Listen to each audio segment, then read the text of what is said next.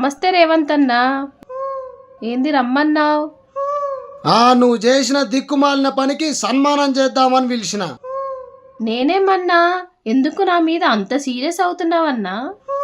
మన కాంగ్రెస్ అధిష్టానం నీకు మంత్రి పదవి ఇచ్చింది నువ్వు రాష్ట్రాన్ని ఉద్ధరిస్తావని, ఇట్లా నవ్వులపాలు అవుతావని కాదు.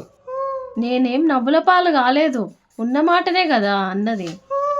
ఉన్నమాట కాదు, ప్రజలల్లో మనకు వ్యతిరేకత వచ్చేటట్టు మాట్లాడుతున్నావు. ఆ కేటీఆర్ని అంటే నీకెందుకన్నా అంత కోపం వస్తుంది?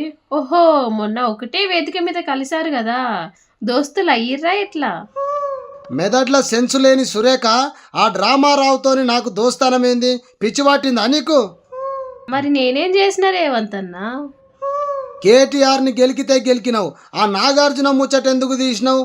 అసలే ఇప్పుడు ఆ నాగు మస్తు గరం మీద ఉన్నాడు మన ప్రభుత్వం మీద. ఆ నాగెన్ని బుసలు కొట్టినా నిజం నిజం కాకుండా పోతుందా ఎట్లా? నిజం కాదు కాబట్టే అంతమంది సినిమా స్టార్లు నీ మీద మన ప్రభుత్వం మీద గుస్సా అవుతున్నారు. ఆ కేటీఆర్ని ఎట్లనైనా ఇరికియాలి అని నోటికి ఏది వస్తే అది మాట్లాడినా మ్యాటర్ ఇంత పెద్దగా అవుతుందని అనుకోలేదన్నా. మంత్రి పదవి ఉన్నదని నోటికి ఎంత వస్తే అంత మాట్లాడొద్దు. ఒకటేసారి ఇండస్ట్రీ మొత్తాన్ని గెలికితివి. ఇప్పుడు నన్నేం చేయమంటావన్నా? రాజీనామాకు రెడీగా ఉండు, లేకపోతే మన కాంగ్రెస్ పార్టీనే నిన్ను సస్పెండ్ చేస్తుంది. తేల్చుకో నువ్వే ఇక.